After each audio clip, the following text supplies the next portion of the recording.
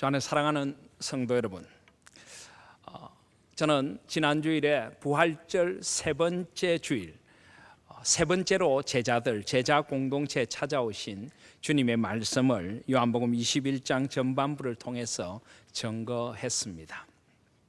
주님께서는 디베랴 호수로 제자들을 찾아오셨습니다.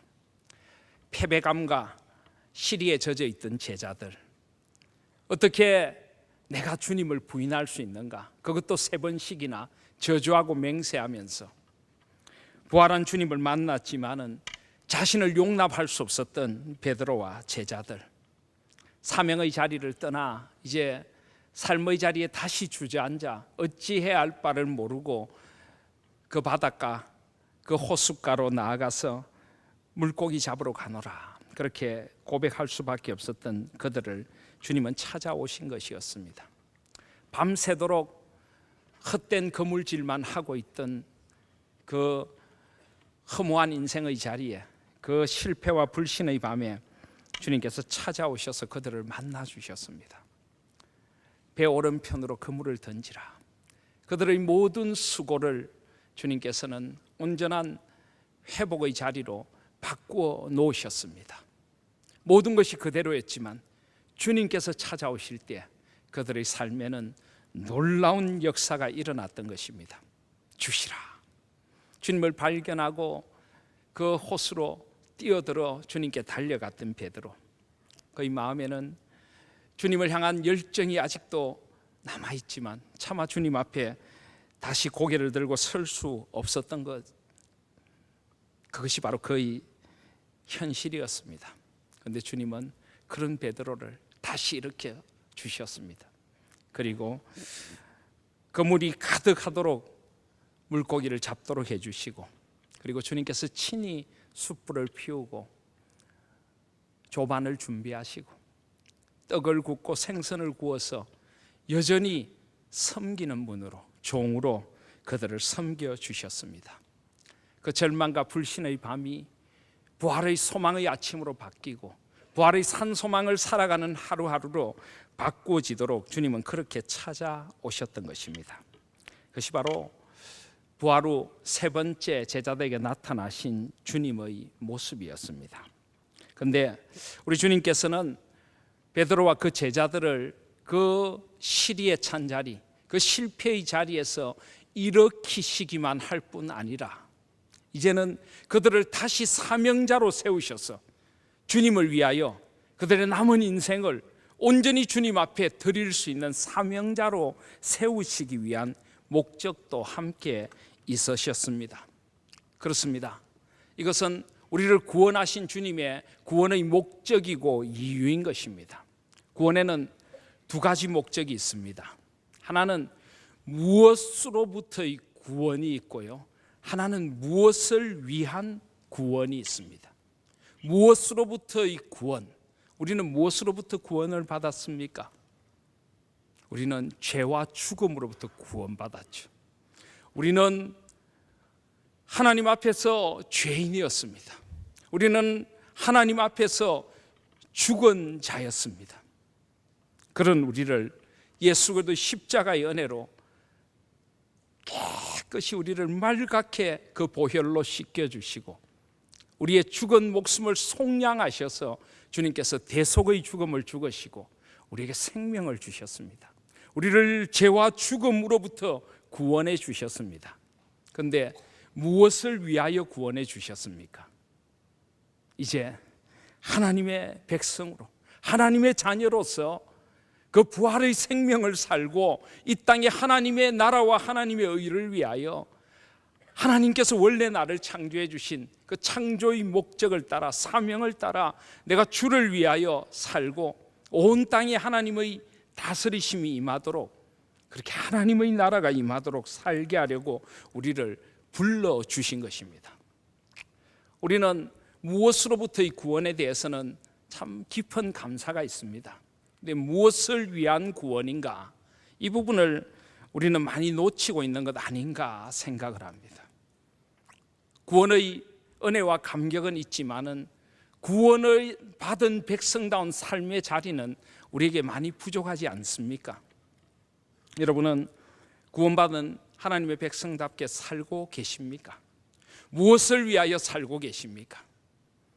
우리가 그 크고 놀라운 구원의 은혜를 받았음에도 불구하고 여전히 우리의 삶의 목적과 이유가 나에게 머물러 있다면, 그저 내가 건강하고 내가 좀 더 편안하고 안일한 삶을 살고 내 가족 잘 돌보고 잘 먹고 편하게 살고 적당히 즐겁게 살고, 그것이 우리의 삶의 모든 목표고 이유라면 우린 여전히 무엇을 위한 구원인가를 놓치고 있는 것입니다.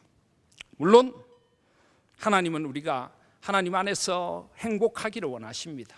우리에게 일용할 양식을 주시고 우리가 삶의 자리에서 건강하고 복된 삶을 살기를 원하십니다. 우리의 영혼이 잘 되고 우리가 범사에 잘 되고 강건하기를 주님께서도 원하시는 것입니다. 그러나 그것이 우리의 삶의 목적과 이유에 전부 다라면은 우리가 구원받지 않은 백성들과 무엇이 다릅니까? 우리에게는 구원받은 자의 사명이 있습니다. 하나님께서 우리 한 번뿐인 인생을 쓰시고자 우리를 구원해 주신 것입니다. 지금 베드로에게, 그의 제자들에게 찾아오셔서 주님은 그 사명을 다시 일깨워 주시기를 원하십니다. 디도서 2장 14절을 보시면은 그가 우리를 대신하여 자신을 주심은 모든 불법에서 우리를 속량하시고 우리를 깨끗하게 하사 선한 일을 열심히 하는 자기 백성이 되게 하려 하심이라. 여기 보면 분명히 우리의 구원이 두 가지를 내포하고 있다는 것을 보여줍니다. 예수 그리스도께서 우리를 대신하여 자신을 주심은 모든 불법에서 우리를 속량하시고 우리를 깨끗하게 하시게 하기 위함이었습니다. 우리를 불법으로부터, 죄로부터, 죽음으로부터, 더러움으로부터 씻기고 구원해 주셨습니다. 무엇으로부터의 구원? 근데 무엇을 위한 구원입니까? 선한 일을 열심히 하는 자기 백성이 되게 하려고 우리를 구원해 주신 것입니다. 여기 자기 백성이라고 하는 말, 이 말이 옛날 우리 개역 한글 성경에는 어떻게 되어 있습니까? 선한 일에 열심하는 친백성이 되게 하려 합니다. 적어도 이 번역은 개역 한글 성경이 더 낫습니다. 아니 솔직히 말하면 개역 한글 성경도 좀 부족합니다. 여기 친백성이라고 하는 말은 페리우시오스라고 하는 말인데 신약 성경에 이곳에 딱 한 번 나오는 아주 특별한 용어입니다. 이것은 보배로운 아주 특별한 아주 선택된 그런 존재이다 하는 것입니다. 출애굽기 19장의 5절에 보시면 신의 산 언약을 맺으시며 너희가 내 언약을 지키면 너희는 모든 민족 중에서 내 소유가 되겠고, 이 내 소유, 나의 보물, 아주 이 왕이 자기가 너무나 소중하게 아끼는 보물, 나의 소중하게 쓰이는 보물을 가리킬 때 바로 이 용어를 쓰고 있습니다.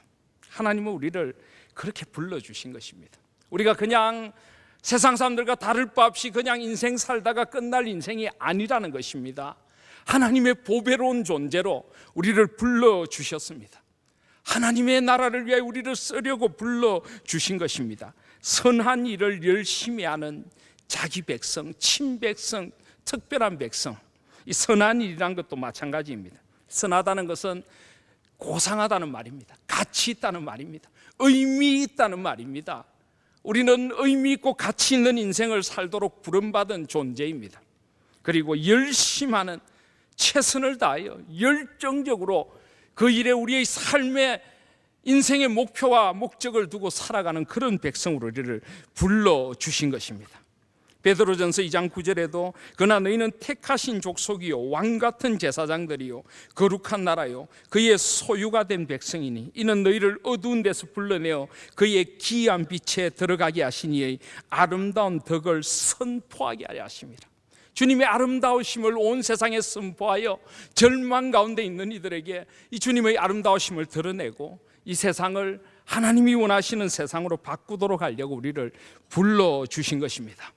사랑하신 여러분, 이것은 우리를 하나인 교회에 되게 하신 하나님의 뜻이기도 합니다. 우리는 하나인 교회에서 주님의 구원의 은총을 노래합니다. 그리고 주님께서 우리를 이곳에 불러주신 이유를 생각하면서 온 땅에 하나님의 나라를 위하여 우리가 살아가겠습니다. 그래서 우리는 하나님의 나라를 지향하는 사람들, 하나님이 주인 되시는 교회, 하나인 교회인 것입니다. 사랑하신 여러분, 하나님께서 우리를 불러주신 그 사명을 늘 하나님 앞에서 깨닫고 그 사명을 따라 살아가실 수 있는 저와 여러분들이 되시기를 주님의 이름으로 소원드립니다. 주님은 바로 그 일을 위하여 오늘 디베랴 호숫가로 찾아가셨고 베드로와 사도들을 불러주십니다. 오늘 주님께서 그들에게 회복시켜 주시고자 하는 사명, 그들을 부르심의 자리는 세 가지가 나옵니다.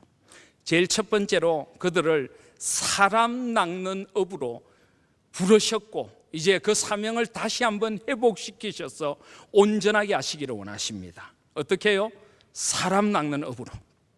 두 번째는 그들을 사랑의 목자로 온전히 회복시키셔서 주님의 양떼를 돌보는 목자가 되도록 만들어 주시기를 원하십니다.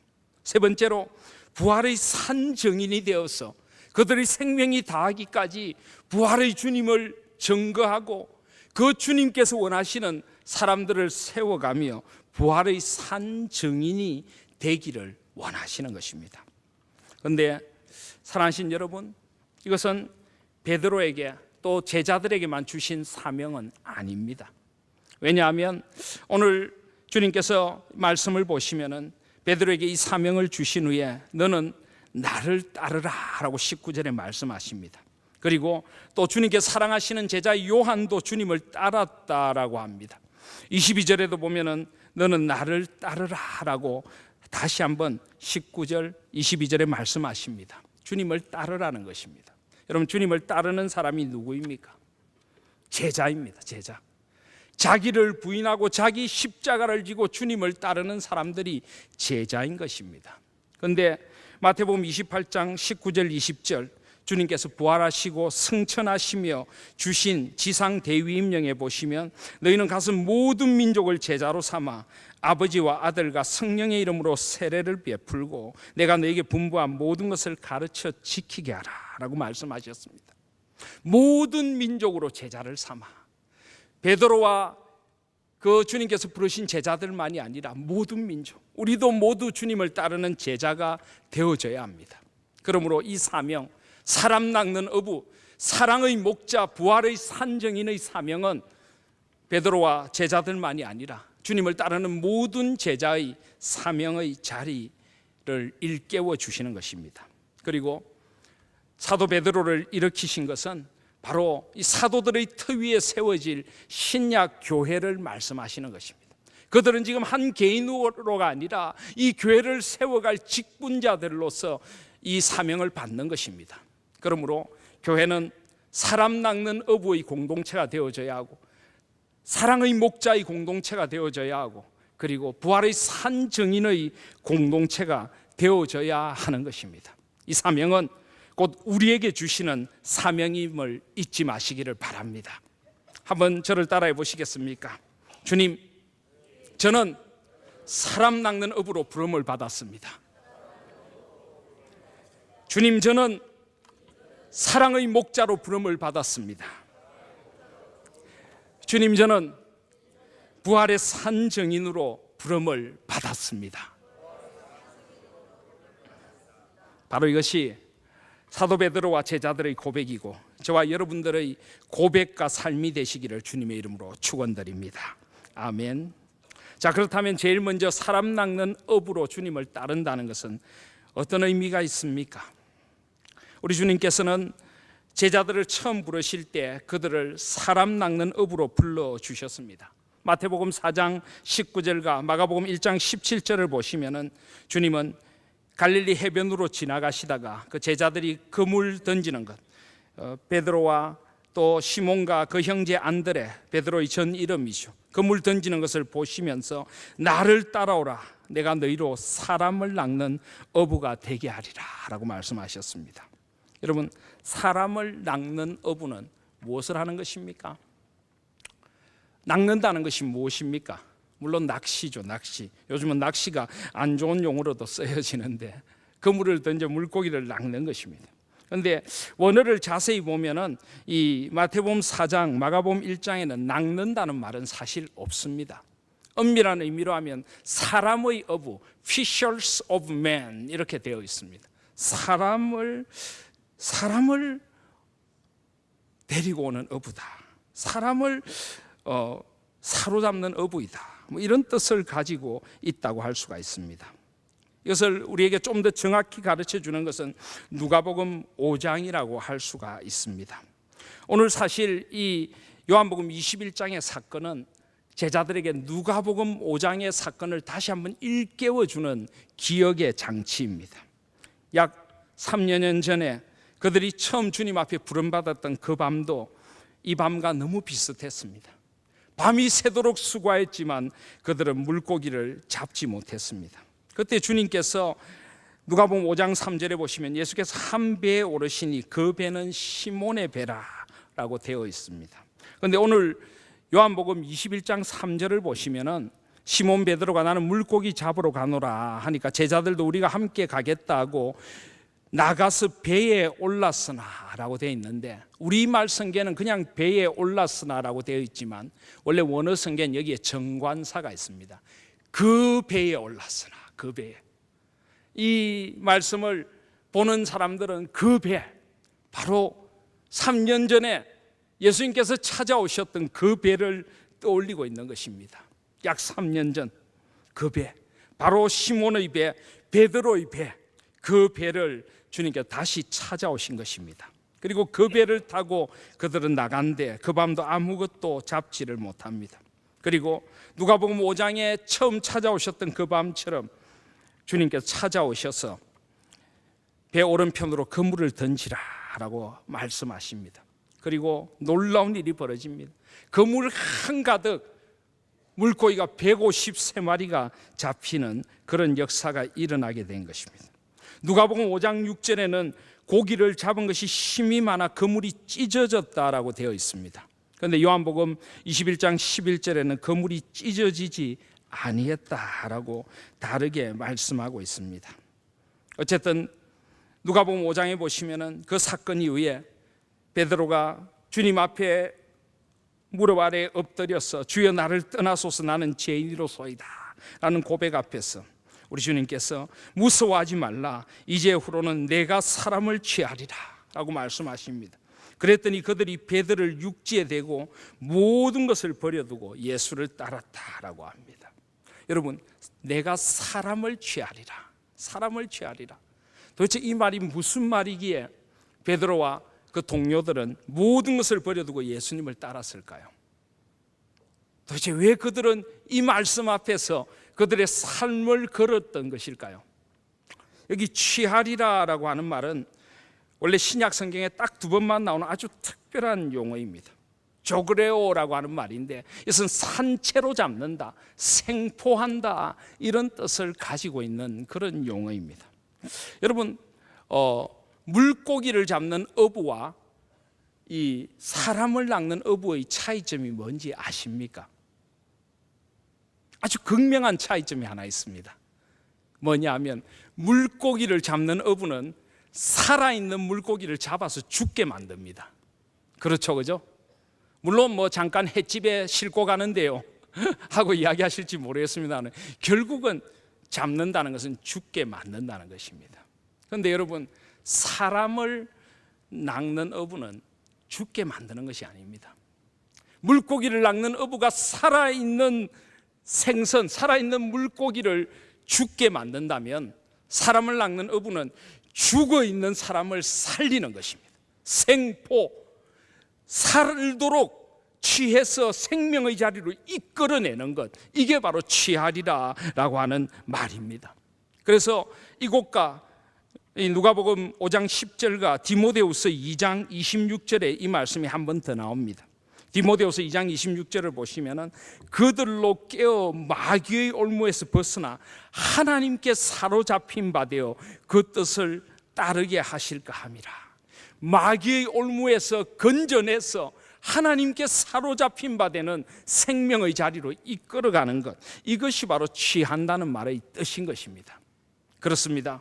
사랑하신 여러분, 우리는 세상의 올무에 잡혀 있던 자들이었습니다. 우리가 아무리 열심히 노력하고 나름대로 사람들의 인정을 받고 화려한 삶을 살고 만족한 삶을 살았다고 할지라도 예수 그리스도에게 사로잡히지 않은 삶은 궁극적으로는 마귀에게 사로잡힌 삶입니다. 세상에 사로잡힌 삶이었습니다. 그런 우리를 예수님께서 사람 낚는 업으로 찾아오신 것입니다. 우리를 마귀의 올무에서 벗어나 하나님께 사로잡힌 바 된 사람들로 만들어 주신 것입니다. 이게 바로 취하리라는 말씀의 뜻인 것입니다. 베드로는 이 말 앞에서 무너졌습니다. 그는 주님을 만날 그 순간까지 계속 물고기만 잡으며 살았습니다. 살아있는 물고기를 잡아 죽이는 자리에 있었습니다. 오해하지 마십시오. 물론 어부의 직업이 잘못됐다는 건 아닙니다. 이 세상의 직업으로서 또 우리 사람들의 일용할 양식을 공급하기 위하여 그 일도 해야 되죠. 그러나 적어도 베드로에게 있어서는 이제 생명의 자리로 주님께서 불러주신 것입니다. 죽어있던 영혼들을 잡아 일으켜서 주님께 사로잡힌 바 되는 생명의 역사를 일으키도록 하려고 주께서 그를 불러주신 것입니다. 이것이 바로 사람 낚는 어부이고 이것이 바로 내가 사람을 취하리라 하시는 주님의 말씀인 것입니다. 사랑하신 여러분, 저와 여러분도 이렇게 사람 낚는 업으로 부름을 받았다는 걸 잊지 마시기를 바랍니다. 우리가 사람들에게 생명의 복음을 전하여서 마귀의 올무에 사로잡혀 있던 이들을 생명으로 끌어내고 주님의 손에 사로잡힌 바 되어 한 생을 아름답게 사는 인생으로 만들어주는 사명에 저와 여러분들은 부름받은 것입니다. 우리가 어떤 자리를 살아가든지 우리는 사람 낚는 업으로 주님께서 우리를 불러주셨다는 것을 잊지 마시기를 바랍니다. 사랑하신 여러분, 그러려면 먼저 내가 생명을 살아야 합니다. 먼저 내가 마귀의 올무에서 벗어나 주님께 사로잡힌 바 된 존재가 되어져야 합니다. 하나님은 우리를 주님의 그 그물이라는 주님의 구원의 품으로 불러주셨는데 우리가 여전히 세상에 사로잡힌 바 되어 살아간다면 우리에게 이런 생명의 역사는 나타나지 않을 줄 믿습니다. 하나님께 사로잡힌 바 되시기를 바랍니다. 생명의 주님께 사로잡힌 바 되십시오. 주께서 우리를 먼저 사람 낚는 업으로 부르실 때 우리의 삶의 자리를 우리를 얽어매고 있던 세상의 그물들을 내려놓고 주님의 부르심 앞에 아멘으로 화답하시기를 바랍니다. 우리의 직업을 다 떠나라는 것 아닙니다. 우리의 직업의 자리를 이제는 새롭게 살고 나의 삶의 자리를 이제 하나님께 사로잡힌 바 되어 사람 낚는 업으로 새롭게 살아가라고 주께서 우리를 불러주시는 것입니다. 그러므로 그리스도인은 이 세상에 생명을 전하는 존재입니다.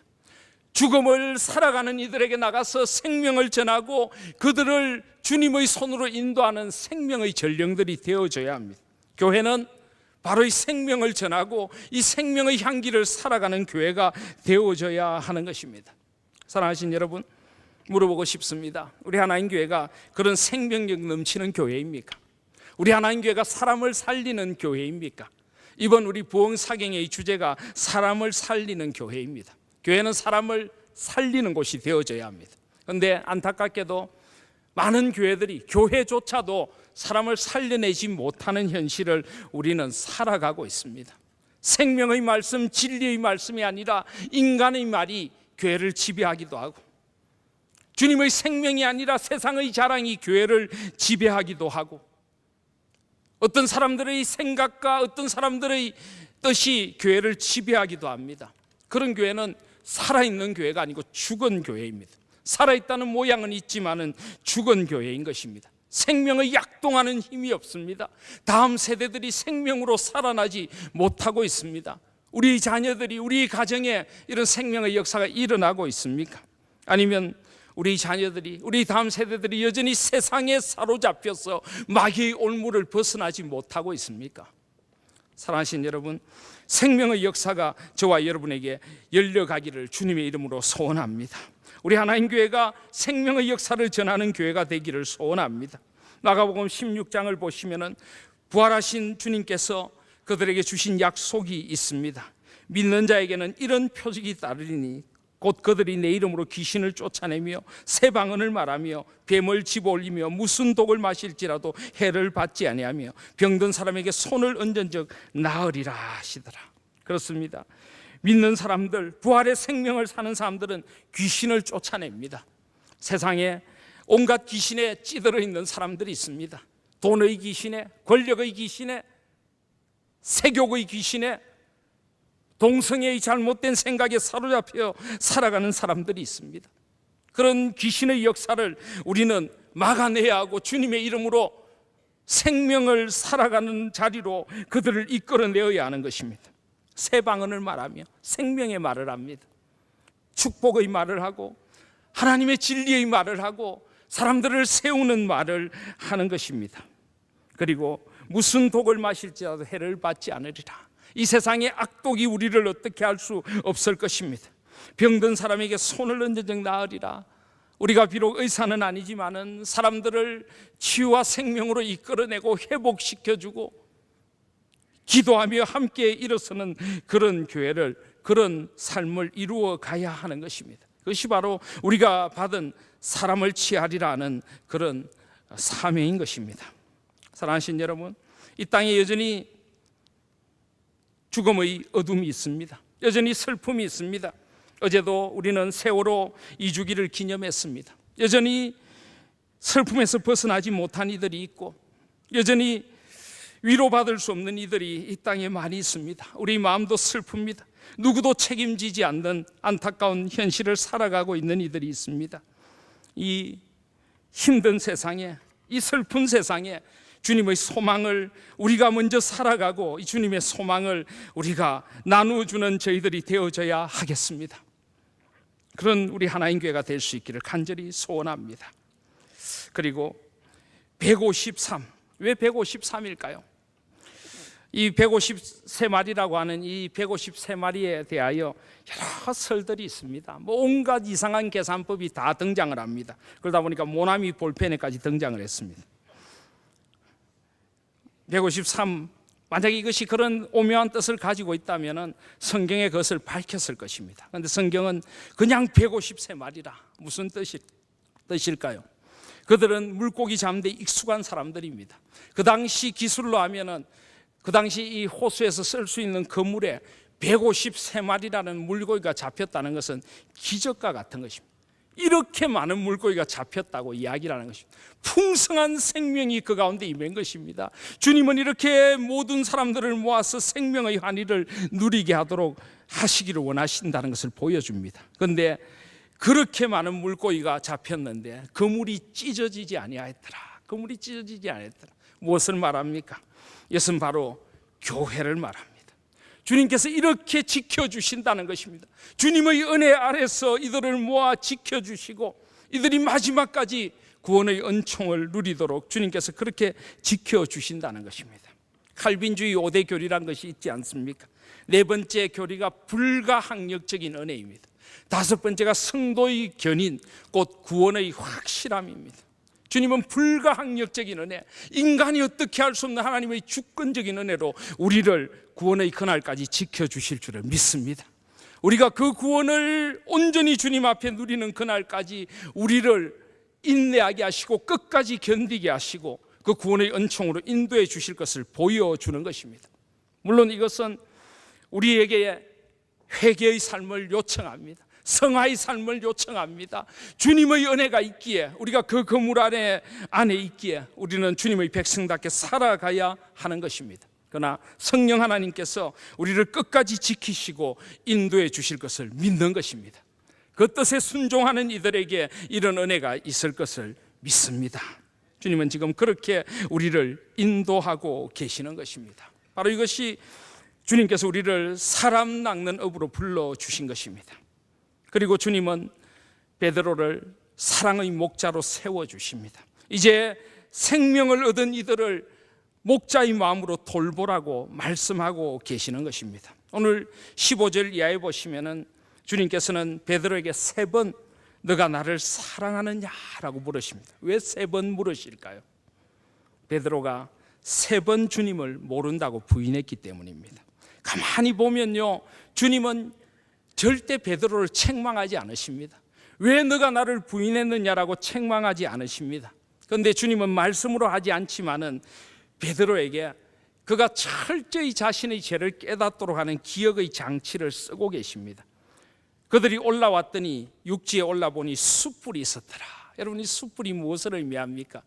물론 주님은 그들의 젖은 몸을 말리고 생선과 떡을 구워주시려고 숯불을 피워놓으셨지만 또 숯불은 베드로에게 아픈 기억이 있습니다. 그는 주님을 부인했던 그 밤 멀찍이 주님을 따라가서 불 곁에서 불을 쪼이며 주님의 신문 받는 모습을 멀리서 지켜봤다고 성경은 증거하고 있습니다. 그리고 닭이 울기 전에 3번 부인했다고 합니다. 이 닭 울음 소리는 베드로에게 큰 아픔을 가지고 오는 기억의 장치이기도 합니다. 그래서 어떤 목사님은 사도 베드로는 아마 가장 싫어하는 음식이 있었을 것이다. 뭘까요? 숯불에 구운 닭고기. 그렇게까지 이야기를 하신 분이 있는데, 이것은 사도 베드로에게 굉장한 아픔을 주는 그런 기억의 장치입니다. 그리고 주님은 3번 물으십니다. 그래서 17절에 보시면은 3번을 물을 때 사도 베드로가 근심하여 이렇다라고 합니다. 3번을 물으십니다. 주님은 그냥 베드로에게 물으십니다. 마치 그가 부인한 3번을 하나하나 회복시키려는 듯이 그렇게 물어주신 것입니다. 그리고 베드로의 고백, 그전에는 내가 내 힘으로 주님을 부인하지 않겠습니다라고 했는데 이제는 주님이 아시지 않습니까? 그는 그렇게 고백할 수밖에 없다는 것을 깨닫고 있는 것입니다. 그렇습니다. 이것이 주님의 회복의 방법입니다. 주님은 3방언을 말하고 있는 것입니다. 위로와 격려와 소망과 그를 일으키시는 말을 하고 있는 것입니다. 여러분, 우리가 자녀들을 키우면서도 그렇지 않습니까? 아무리 자녀들을 책망한다고 변하지 않습니다. 그들을 사랑할 때 변하는 것입니다. 자녀들이 지금 부모의 마음 절대 깨달을 수 없습니다. 나중에 그들도 결혼해서 아이를 키워보면 부모의 마음 알 것입니다. 베드로도 지금은 잘 모릅니다. 그런데 그가 양을 쳐보면 주님의 마음을 알 것입니다. 애만 먹이는 양떼들, 목자의 음성을 듣지도 않고 자기들 마음대로 행하는 그 양떼들, 그 양떼들을 보호하느라 노심초사해 보면 주님의 마음을 알 것입니다. 주님은 그저 너가 나를 사랑하느냐? 그렇다면 그 사랑으로 이 양떼를 먹이라고만 말씀하시는 것입니다. 저는 이 말씀이 참 좋습니다. 주님은 우리를 사랑의 목자로 불러주셨습니다. 다른 아무것도 요구하지 않으십니다. 책망하시지도 않습니다. 단지 사랑만 원하시는 것입니다. 너가 가진 능력으로 양떼들을 처벌하지 하지 않습니다. 너가 가진 지혜로, 힘으로, 권력으로, 돈으로 양떼를 처벌하고 하지 않으십니다. 오직 주님을 사랑만 하면 된답니다. 주님을 너무나 사랑하기에 내가 주님의 양떼들을 사랑할 수밖에 없습니다.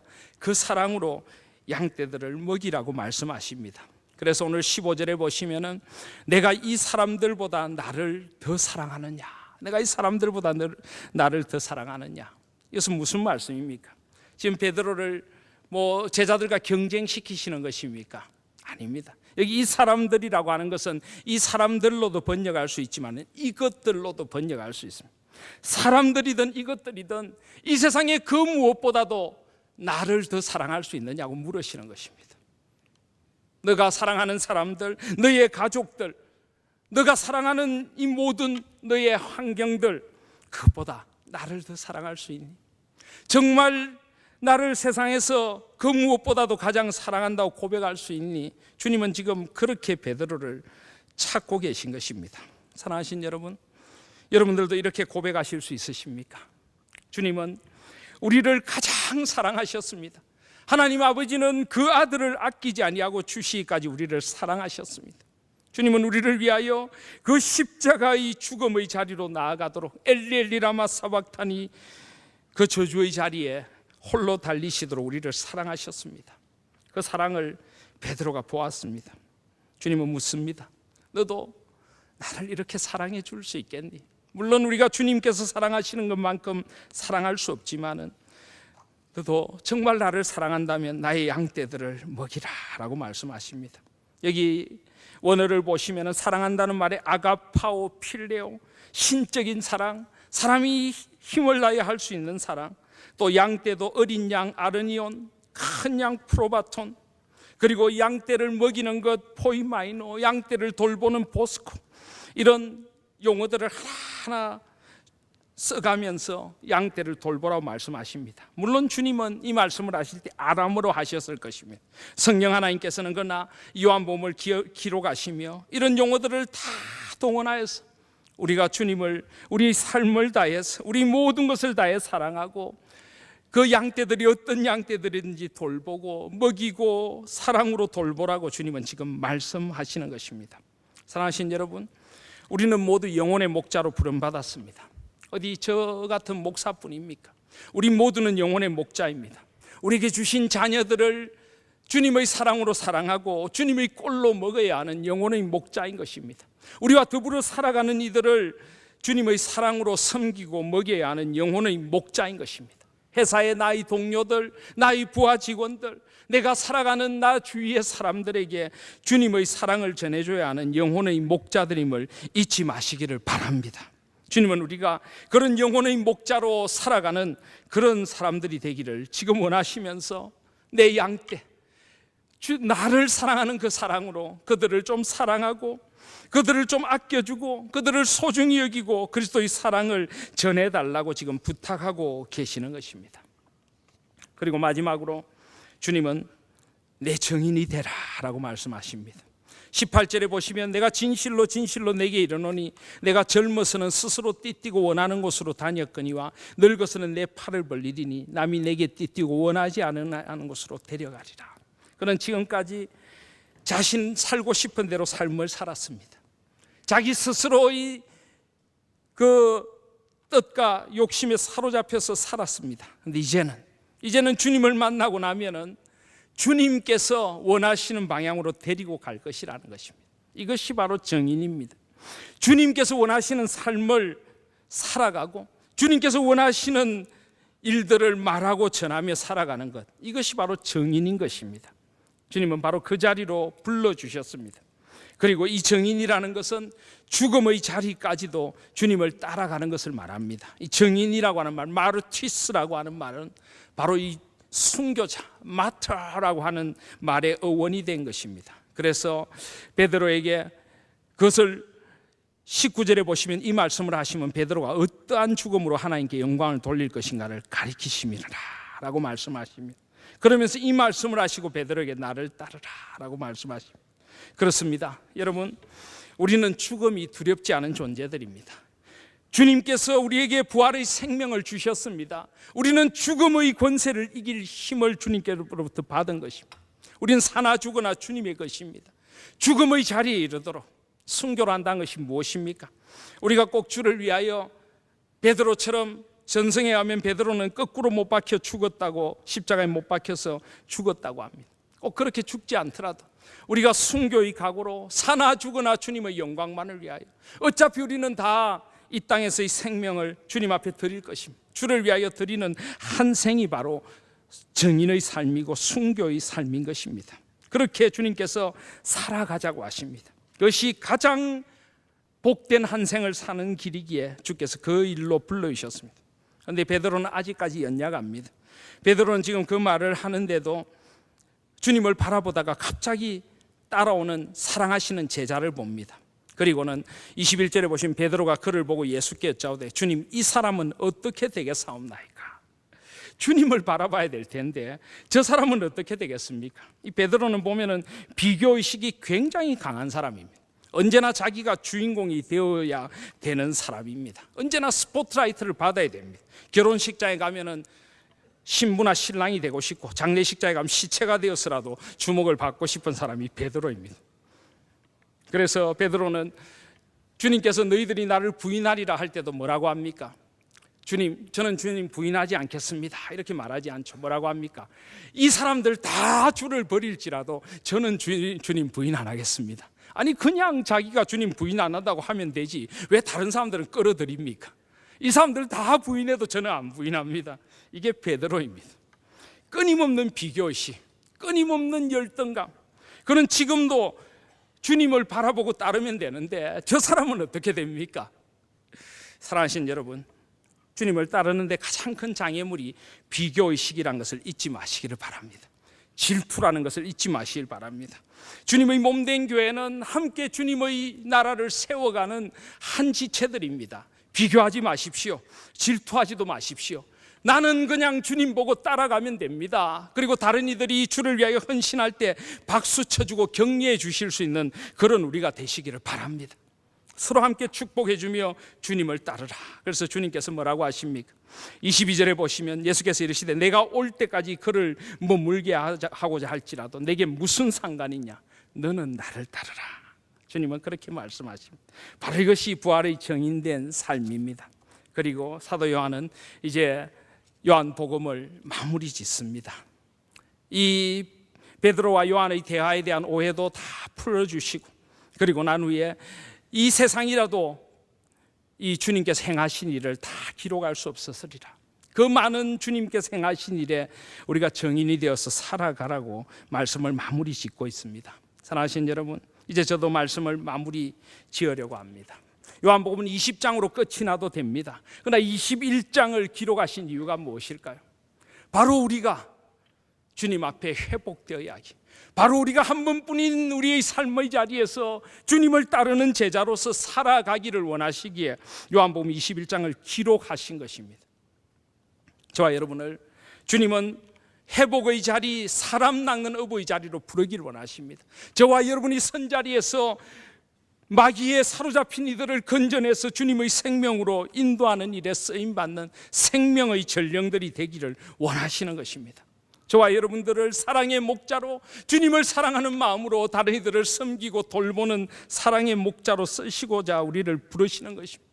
오직 주님만 바라보며 우리의 이 생명을 주님 앞에 드려서 사나 죽거나 주님을 위하여 마지막까지 아름답게 쓰임받는 부활의 산증인이 되게 하시고자 주님 우리를 부르시는 것입니다. 이 부르심 앞에서, 이 생명의 초대 앞에서, 이 영광스러운 하나님의 친백성으로의 부르심 앞에서, 아멘, 주여 내가 여기 있나이다, 나를 써주시옵소서, 나를 따라하는 주님의 음성에 아멘으로 화답하시며 우리의 남은 생을 주님 앞에 아름답게 드리는 저와 여러분들, 우리 하나님 교회가 되실 수 있기를 주님의 이름으로 소원드립니다.